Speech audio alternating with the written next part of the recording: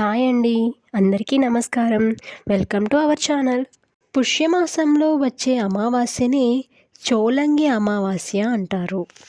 చోలంగి అనే ఊరు కాకినాడ దగ్గరలో 3 కిలోమీటర్ల దూరంలో ఉంది.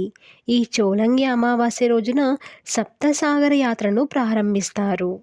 అక్కడ జరిగేటువంటి సప్తసాగర యాత్రలో పాల్గొని పూర్తి చేసుకున్న వారికి సంతానం కలుగుతుందని, ఆర్థిక ఇబ్బందులు ఏమైనా ఉంటే అవి పోతాయని, ఏమైనా ఆరోగ్య సంబంధమైన వ్యాధులు ఉన్నా కూడా పోతాయని, దృష్టి దోషాలు కూడా పోతాయని చెప్తారు.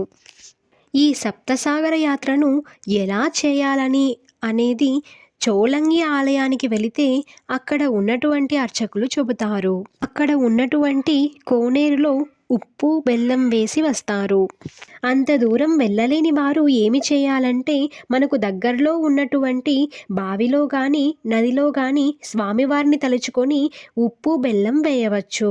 మనకు బావి కానీ, నది కానీ అందుబాటులో లేకపోతే మన ఇంట్లోనే ఒక పెద్ద గిన్నెను తీసుకొని అందులో నీళ్లు ఉంచి దాని చుట్టూ తిరుగుతూ అందులో బెల్లం, ఉప్పు వేసేయాలి. మీరు ఒకవేళ నీటిలో బెల్లం, ఉప్పు వేయకపోయినా సరే తిరువల్లూరు వీరరాఘవస్వామి అష్టోత్తర శతనామం చదువుకొని బియ్యపిండితో దీపం పెట్టినా సరిపోతుంది.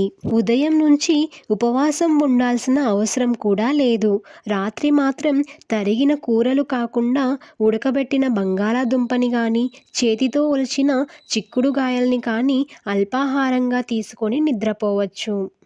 ఈ అమావాస్య రోజున ఉదయాన్నే పూజ చేసుకుంటాం కదా, అప్పుడు తిరువల్లూరు వీరరాఘవ స్వామివారి అష్టోత్తర శతనామావళిని చదవాలి.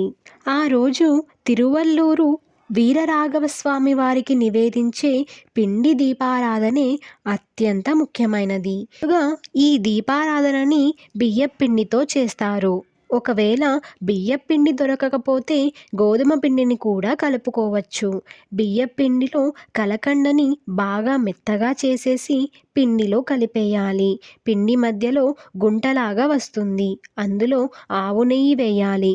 ఒత్తి కూడా వేసి దీపారాధన చేసి స్వామివారికి సమర్పణ చేయాలి. దీపారాధన నిండుకున్న తరువాత ఏమవుతుంది అంటే లోపల అంతా నల్లగా అవుతుంది.